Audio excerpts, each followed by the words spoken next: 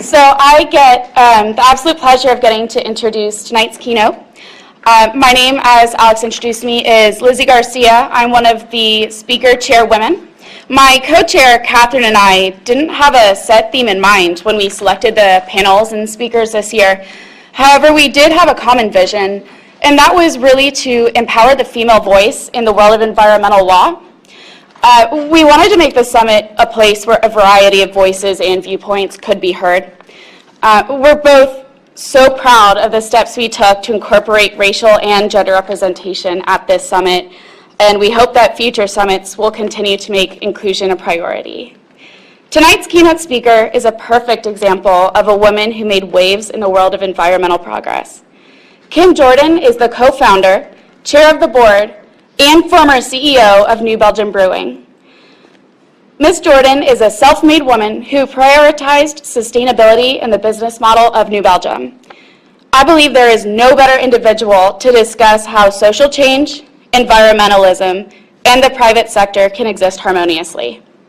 New Belgium Brewing's success is largely in part to its unique corporate structure grounded in community involvement and environmental stewardship. Last year, New Belgium was recognized by Forbes as one of its 25 Small Giants companies. New Belgium Brewing is a pioneer in environmentally sustainable business methods. Without giving too much away of Ms. Jordan's speech, here are a few fun facts.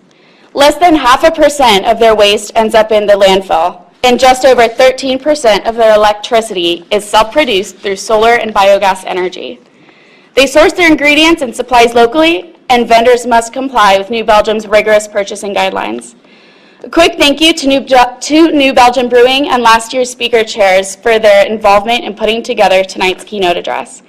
We are beyond lucky to have Ms. Jordan here this evening, and I know you will gain insight into how a business can be financially, socially, and environmentally successful. On that note, I'm thrilled to introduce this inspirational woman, Ms. Kim Jordan.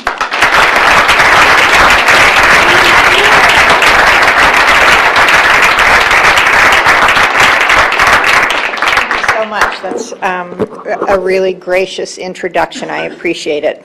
I'm still trying to figure out in the circus act where I fit at this point. I don't think it's Ticket Girl, but I'm not sure it's Lion Tamer either. So congratulations. You guys made it through 2 meaty days of a lot of topics from what I've heard from people.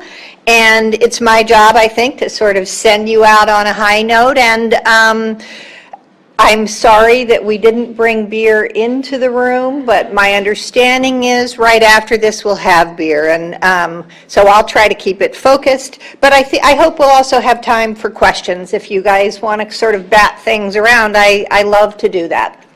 And that's sort of the rich part of this. So I think my role here is to talk about how we've worked through our practice and symbiotically in advocacy and outreach to be a business role model for policy making, the people, and the planet that we live on. My thesis is that business can be used as a force for good. And so that's kind of what I want to unpack for you here today. I am going to start by telling you a little bit about New Belgium so you have a context for who we are and how we do this thing. So here's, for all of you millennials out there, a little bit of YouTube work. Back in 1991, people thought we were crazy to quit our day jobs and open New Belgium Brewing. They said Fat Tire was a weird name for a beer. And being 100% employee-owned and environmentally conscious would never work. The world is full of people who like to say, you can't do that. And for all of them out there, we have one thing to say. What a beer! Fat Tire Ale from New Belgium Brewing. So that's really our story in 30 seconds. All of the people in that video are my coworkers. We made the music. Stacy Peralta, Lords of Dogtown and Z-Boys, came to New Belgium. He's really interested in subcultures, and he came to New Belgium and spent about 10 days. We thought we would just shoot some video for a commercial. And he was just really interested in how we build community and how we interact as a group. So that was pretty fun to do. A little bit about our history. My then husband, Jeff Liebisch, and I started New Belgium in the basement of our house. So we're one of those kind of crazy American entrepreneurial stories. We took out a second mortgage. We took those things that said, you have been, in 1991, they still sent you things in the mail that said, you've been pre-approved for a line of credit, especially for Jeff because he was an electrical engineer. I was a social worker. They don't send social workers things that say you've been pre-approved for a line of credit. But that's really how we capitalized the company, just the two of us, and sort of spreading ourselves thin on every front. Jeff had been on a mountain bike trip in Europe, and one of the places that he went was Belgium. He was a home brewer, and just a little background there. Beer is to Belgium what wine is. Can you guys hear me? I'm kind of stepping away from the microphone, but I'm a shout out back there if things. I'm fairly loud. So, beer is to Belgium what wine is to France. It's very regionalized and specialized, and Belgians take huge pride in their brewing heritage. And there was no one in the United States who was brewing Belgian-style beers. And so we realized that this was a way for us to sort of create a space for ourselves. And it gave us carte blanche for creativity. Because Belgians use fruit, they use all spices, they use all kinds of different yeast strains. So it was really a great platform for us from which to jump off. Our goal has been to blend a little of the old country with the innovation of America. I want to start here as well to set the table a bit by talking about what I mean by sustainable business role model. So when I use that word, sustainable business, people, planet, profit, triple bottom line, all of that is essentially the same thing, which is how we operate broadly to make sure that we're really conscious of the impact that our business has, both with our coworkers and the communities where we do business, and the planet, because all of that matters to us. I am from a generation like Yvon Chouinard of Patagonia, or Gary Erickson of Cliff Bar, or the folks at Stonyfield Farm, where it came naturally for us to be thinking about how do we use business as a place where we can do really good work. And so we've done that both inside of our business model and also outside. And we feel like, in business you have an opportunity to make sure that you're thoughtful about your approach, that it's certainly, you have to have profits. That's the ultimate form of sustainability. But there are also real opportunities to use profits to do really interesting work. And so that's been a real driver for New Belgium. I came from a fairly liberal family. I went to a Quaker high school where letting your life speak was kind of that George Fox, who is the founder of American Quakerism. That is a famous saying of his. And it occurred to me that we also had a corporate life, and we could let our corporate life do really interesting things. So that's really been how we began to think about this thing called New Belgium. I'm going to make sure I'm not missing anything here. So people, planet, profits, we tend to see these as trade-offs to the profit and loss statement. But really, we found that they work in concert with one another. We're not successful because we focused on one and not the other. We're successful because we've been able to knit the three of those into a holistic picture for how we operate the company. In 1991, Jeff and I went on a hike in Rocky Mountain National Park. We talked about what we wanted this baby company to be. So we said we would produce world-class beer. We would promote responsible beer culture. We would be environmental stewards, and we would have fun. So this is 91, when beer was really the drink of the knucklehead, and nobody was talking about glassware and hops and, you know, barley varieties and ways that you could pair beer with food, and how women and beer kind of wrap your head around those things. And so that felt really like a big deal, to be thinking about how we could talk about beer in a way that we all talk about local food and you know, craft produced products these days. We also said we would produce world-class beer. We had not yet made any beer. Our basement, maybe if you took this little seated spot and brought it out to about here, that's how big our basement was. So at the time, that seemed like wildly lofty and perhaps even a little bit ego invested and impossible. And today we make world-class beers. And so one of the things that I think is important, I'm going to go 2 forward and come back to that, is to remember, in the beginning I said I was going to talk about lessons I've learned. One of the lessons that we've learned is that when you codify what you stand for and you make it the focus of what you're doing going forward, you get to do really interesting things, and you also really get to live in congruency. I don't have to think about, you know, what did I say in this situation, or how do I, because who we say we want to be and how we behave are generally very consistent, and I'll talk more about that in a minute.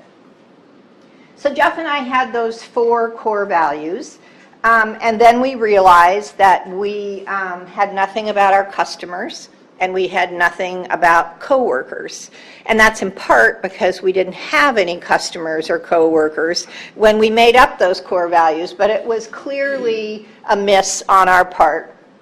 We got, at the time, what was our 55 coworkers together and really talked about, okay, this is our chance to really set, you know, the standard of what it is that we want to do as a business and as a brewery. And we came up with these 10 core values. We also set all of that into a vision framework. This is another thing that I think is really an important learning, that, and it kind of goes to codify, which I went through just a second ago. We have the same language at New Belgium. So the thing that I call purpose is what someone else calls purpose. That's our guiding star, the reason that we exist at all, the thing that we will never fully achieve, but the thing that we're always saying, like, that's where we want to go, and this is our purpose. We have a mission. What are we going to do to sort of stretch ourselves to do good work? We have the set of core values that I talked about earlier, and all of that together is considered our vision.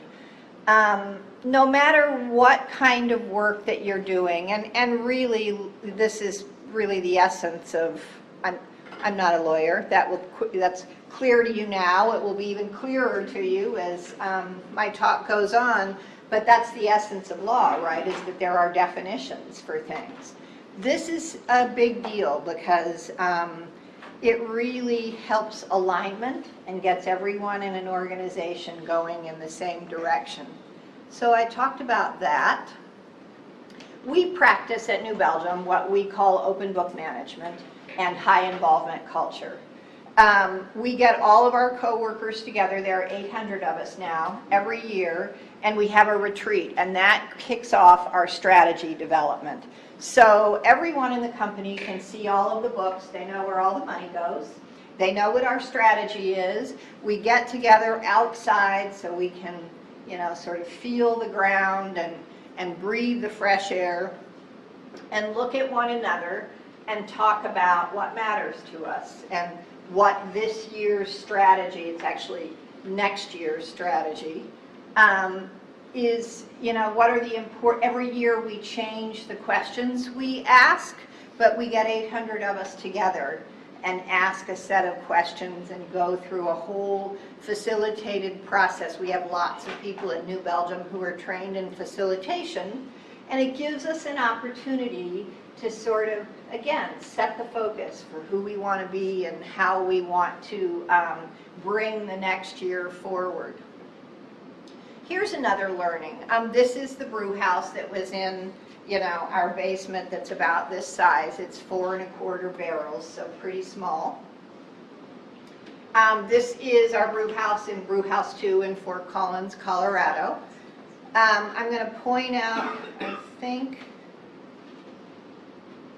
that right there is a tube and shell heat exchanger. So we're able to recover the energy from the boil in brewing, because brewing is an energy intensive process. And we run that through a heat exchanger, which is that tube and shell process. And we heat the water for the next brew from the last brew, because conservation is the low-hanging fruit of energy usage, right? So this is that brew house. That right there, that's an Ace Hardware trash can. And inside of that was a copper coil, and the water for the next brew was inside of the coil, and the steam from the last brew. You can't see it here because we moved this from another location, but typically there would have been a stack above here that went outside.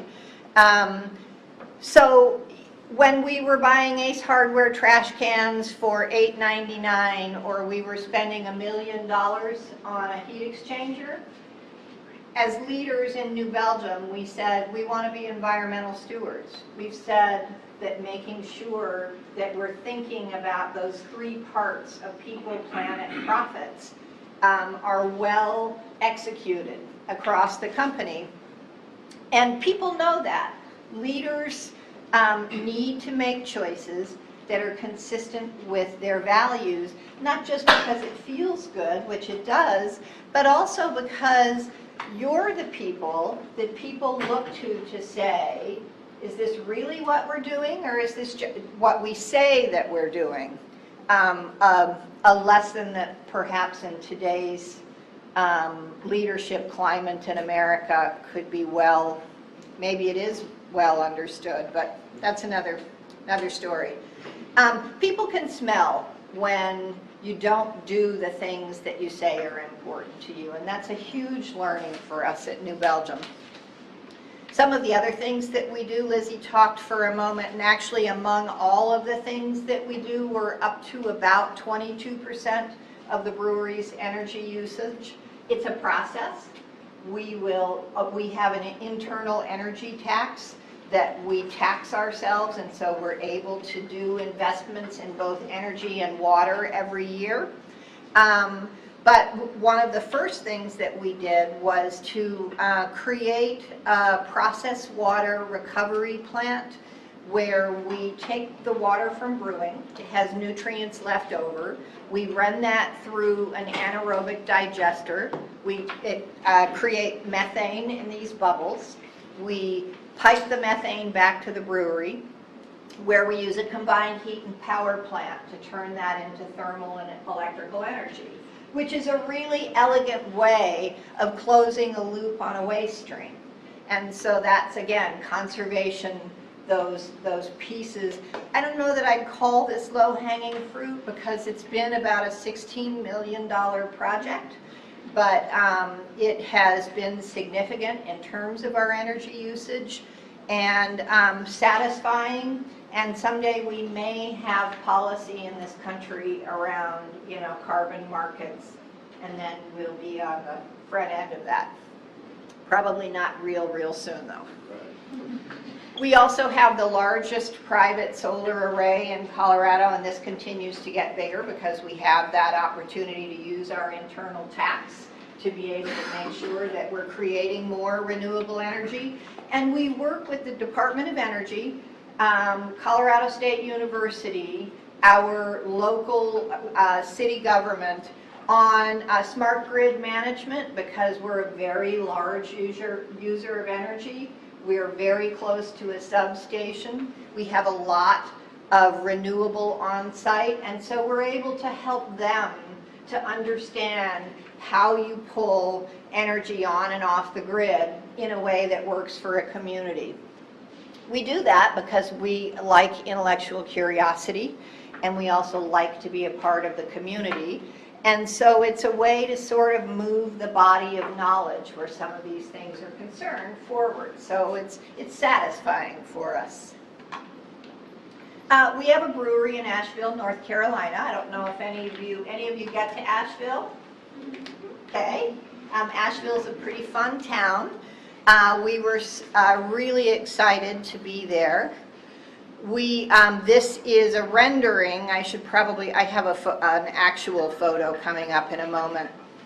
But we loved Asheville, and we wanted to pick a brownfield site because we think that livable, bikeable, walkable communities are good communities. And when people have to drive 20 or 30 miles, to go to a greenfield site, you're not really integrating the concept of living and working and light manufacturing coexisting with communities. And there are certainly challenges to that, and we're always working on those.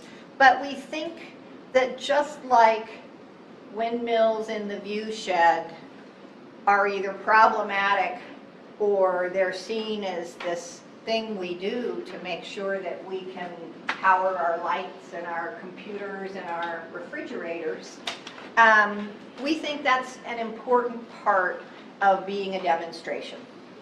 So we are in Asheville. We love it there. This is from the 60s, so it wasn't when we bought it, but it wasn't wildly different from this. The site that we bought looked approximately like this. It was a brownfield. It had federal mediation issues. We hauled off lots and lots and lots of washing machines and tires and brick walls and all kinds of things, and ground up a bunch of concrete to use as fill. It had been a cattle barn. Part of the site had a very large cattle auction barn on it, and we deconstructed all of that and reused it on the site. There was a lot of really interesting street art that we also deconstructed. So again, we spent the time. This thing is leading a life of its own here. We spent the time to make sure that we were being thoughtful about our approach where this is concerned. So these are actual pictures of Asheville. I apparently can't get very close to this because it moves on its own. Or maybe someone who wants to drink beer is making sure that that's okay. I totally understand that. We are also doing, now I haven't even touched it. I'm going back on this one. We're also making sure that we're doing, it's a bit like a PSA, and of course it's really important that we're not preachy seeming, because that's always a tough line. But if you've ever been to Asheville, which is a really great community, you know that walking, biking is a bit like taking your life into your own hands. They really just don't have much infrastructure for that. And so we're very committed because of our beer Fat Tire, and just because we're all bike enthusiasts, and we've spent 25 years being really interested in how cycling builds community.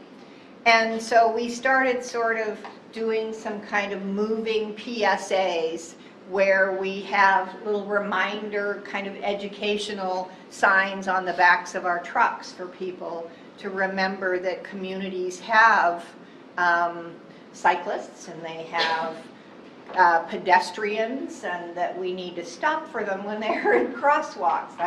It's a big concept, I know, but so we've been working on that. We also, as a part of our LEED certification, give all of our co-workers public transportation passes.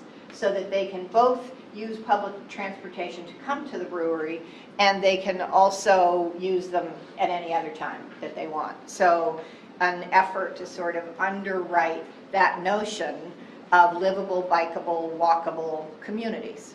So that's a bit about Asheville. So we were going along doing this thing that was really almost entirely about our practice. And we realized that's great, you know, we feel really good about it, we're doing things that matter to us, and that makes a splash.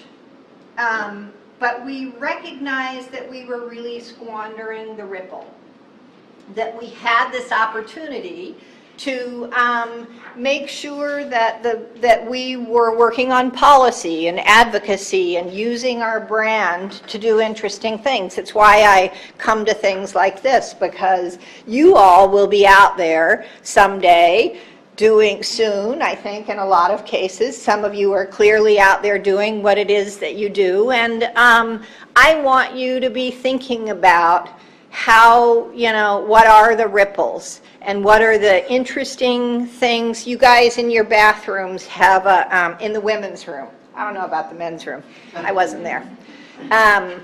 It's like sit, learn, and wash your hands, I think it's called. We've had bathroom reading for 25 years. So every week, we put up all new articles in the, 3 of them in every bathroom across both our brewery in Fort Collins, the same articles at our brewery in Asheville, and we also have them online for all of our coworkers who are in the field. And it's just a way to signal that we want to be intellectually engaged. And they're a wide variety of topics from all kinds of publications, but we're just trying to really make sure that that ripple and the splash are working together to make the right kind of wave pattern. In 2005, we realized we were doing all these things, but it was really very ad hoc, and we did it because we liked it, but we didn't really have a plan, and so we brought everyone together. We brought a smaller group of people together, and we did an SMS, a Sustainability Management System. And that was a group of people who said, okay, where's the low-hanging fruit now? What do we want to focus on? And also, let's measure where a baseline so we can see in what direction we're moving, which is not a novel concept, but it took us, you know, a full 15 years to get there. So now we do we have an SMS system, and we do an every other year sustainability report about how we're doing.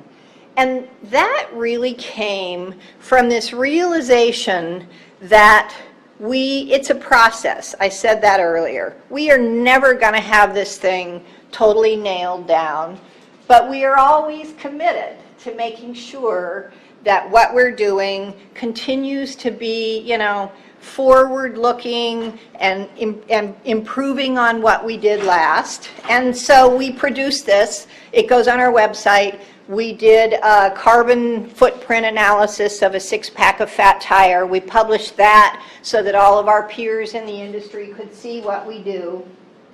And then we started saying, like, this is kind of fun. What else can we do? So we started doing more advocacy. We do a lot of advocacy for obvious reasons around healthy watersheds, because beer is a lot water, and it's important for our business that we do that. We also advocated for the EPA's Clean Power Plan. I believe that is still in place, although the watersheds of the U.S. Regulations through the EPA have been executive ordered, I believe, out of existence. I still don't think we all know exactly what an executive order does in reality, but that's where we are on that one. And we anticipate that the Clean Power Plan will also be fully under that kind of scrutiny. We work on salmon-safe hops, which is not organic, but it's a way to make sure that people who are growing hops in salmon watersheds are doing that in a way that is not disruptive to the life cycle of salmon. This is just something that's on our New Belgium property. We have 1, 2, 3, 4, 5 EV charging stations for our customers and our coworkers to use. And here's a snapshot of our annual, like, what are our goals? How are we doing? When we started making hoppier beers, our water usage went up, not down, which was kind of a bummer. We also started doing sort of like branded advocacy because we make beer, we don't make umbrellas or door stops, and that has a stickiness for people. Beer is the oldest industry, and we really feel like we have a place to be able to help people to feel connected to issues that we think are meaningful. This is on the Salmon River. We've also done a lot of work in Fort Collins on the Cashlaputa River, which is the last wild and scenic river in the state of Colorado. So across the West primarily, because water is such a big issue, we've worked on healthy watershed issues. So I was talking last night with Catherine and Lizzie about, I'm on a board called Advanced Energy Economy, and it's a kind of geeky group of people who work across the United States to look at state and federal, but primarily look at PUCs, look at state regulation, really try to affect energy policy state by state. And one of the really interesting things about that is that there are people from Google and Microsoft on this board. It's out of San Francisco. And they really realize that their balance sheets, they're big energy users because they have big storage, storage facilities the size of, many football fields. And they realize that there's a lot of energy insecurity the way things are right now. And so they've got these balance sheets that say that they're worth X. But as big energy users, are they really worth X if the current policy in our country doesn't really sort of monetize the future of energy? So it's an interesting place I am not an expert, I'm not a policy maker, so I'm there to provide the brand voice, I think, and the business perspective from a smaller business. But it's a really interesting place because policy is really where it's at. You guys know that better than anyone. So, there is climate change risk for us, and we're always looking at what we can do both in our own practice and in our advocacy and in our supportive policy making to make sure that we get the kind of change that we think is beneficial for our world. We've also done fun things like with Ben & Jerry's and Protect Our Winners. We did a beer. That was really fun to go there and drink beer and eat ice cream and figure out how we could make beer and ice cream go together. And we've been a leader in a series campaign to have America's craft brewers talking about climate change, energy, and really kind of, and also water, really kind of promoting that effort in our industry. And then we also try to make sure that both in Colorado and in North Carolina that we're a progressive voice for environmental concerns. The other thing we are is a B Corp, and we talked a tiny bit about this last night. And if you're not familiar with B Corp, I just think this is an interesting thing for you to know about. And I actually do not know if Louisiana has B Corp status. I was looking to see if Mark was up there. Does anyone know? I think we do. So, you do? Okay, so that's great. There are about 30 states so far that have it. So B Corporation is a bolt-on status to whatever your other this is also sort of geeky, but I won't take long, to your other corporate status. So you are an S Corporation and you adopt a B Corp status as well. through the Secretary of State for your state. And what that does is to say that your board of directors shall consider the impact of whatever it is that you do on a wide variety of stakeholders. The typical board mandate is that you have a fiduciary responsibility to think about share value. And anything that detracts from share value is kind of a problem. This really is an elegant solution to make sure that boards of directors can say, no, we're going to invest in renewable energy. We're going to make sure that our people have great health care. Whatever your things are, B Corp is a way to really have that happen. We get, and the part that dovetails with it is every 18 months you have to do an assessment. So you say, I'm a B Corp, I believe in these things, but if you're not ever doing anything to actually do that, then it's all just kind of smoke and mirrors. So we get every 18 months a B Corp impact report, and our score in this one, I think this is 2016, is 142, and the median score is 55. So we're pretty psyched about that, you know, they came, they did an independent audit of us, and they say that, you know, we're working pretty hard to make sure that who we say we want to be and how we behave are congruent with one another. We are also 100% employee owned. My boys and I and 4 management shareholders sold the balance of the company. We started employee ownership in 1996. We had another tranche in 2000. And then in 2012, we sold the balance of the company to our coworkers. So my coworkers are my shareholders. And, you know, we have a really active relationship there about how we do people, planet, profits, all 3.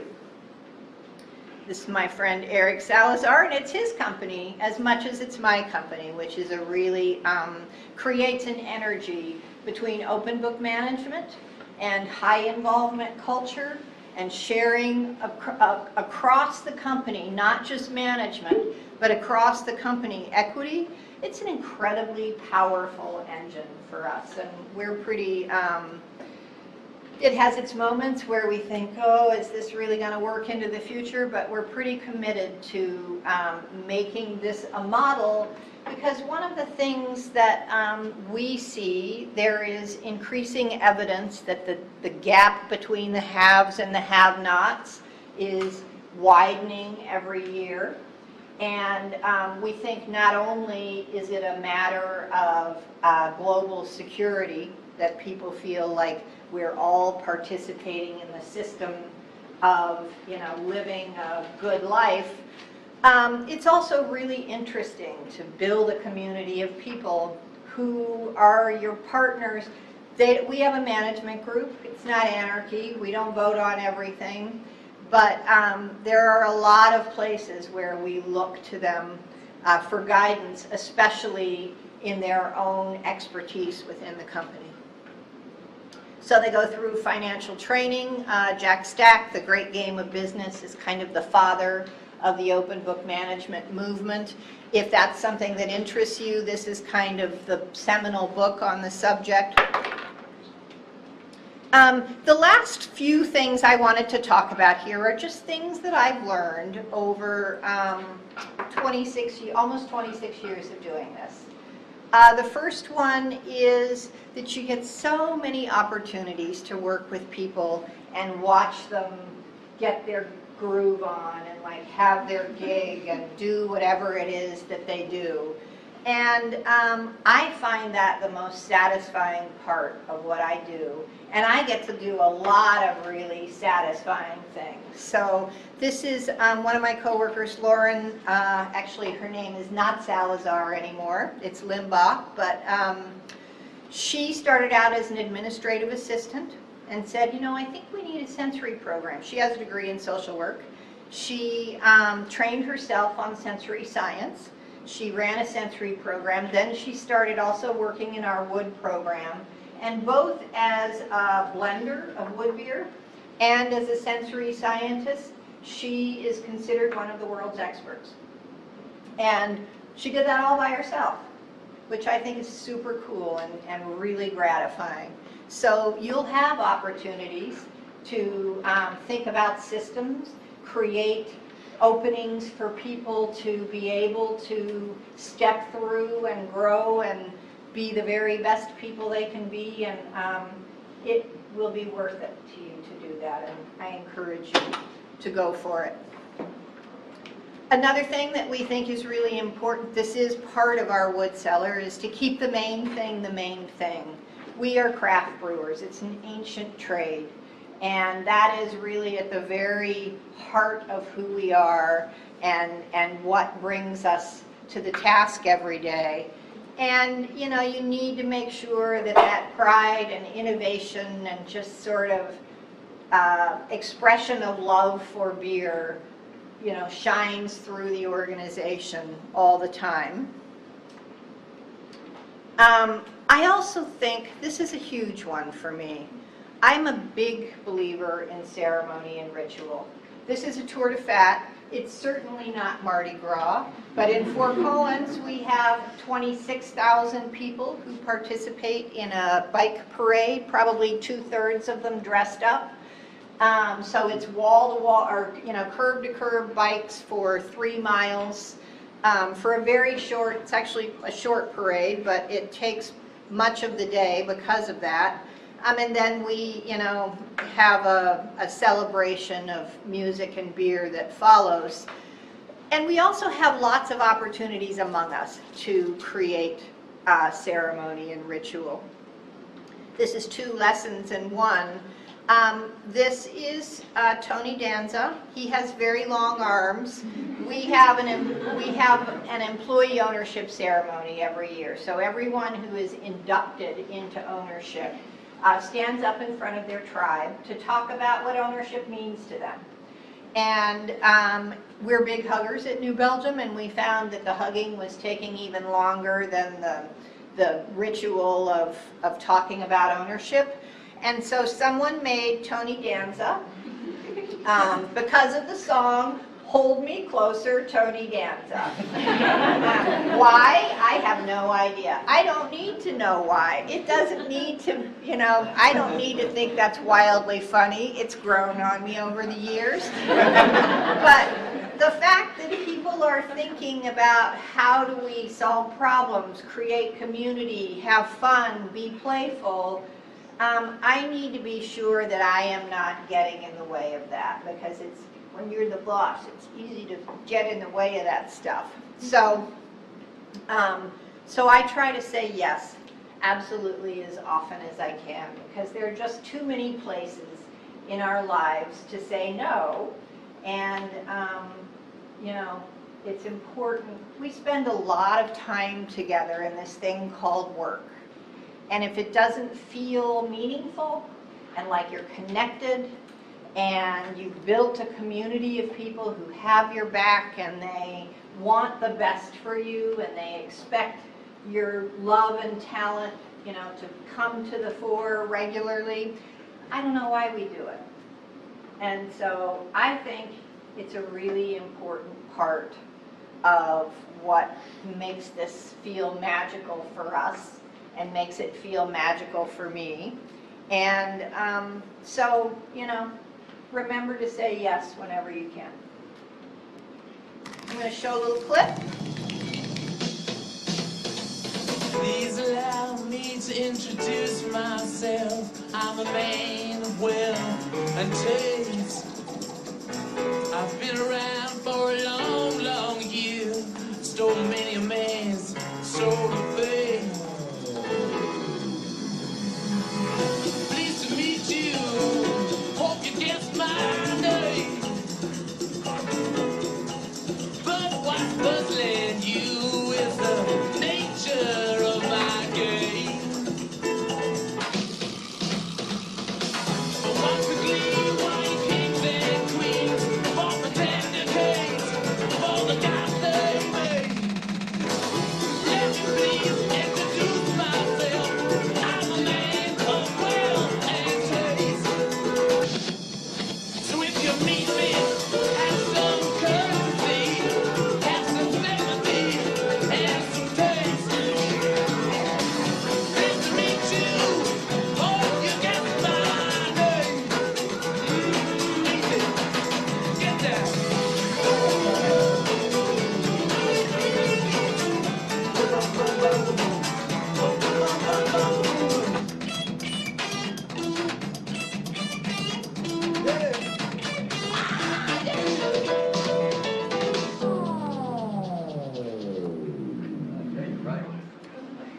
guy in that was an audio scientist who came and, not unlike Stacy Peralta, spent a week at New Belgium just taking clips of sound from across the brewery. So that was pretty fun to do.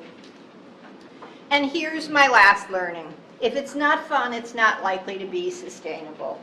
And you get to choose how you can show up and make that a rich experience both for you and the people that you come in contact with. You guys are poised to leave this program and have incredible impact and do really important work. We have tried to do really important work at New Belgium. You will find that you will meet potent allies in the oddest of places, and I encourage you to take those moments and run with them. So thank you very much for your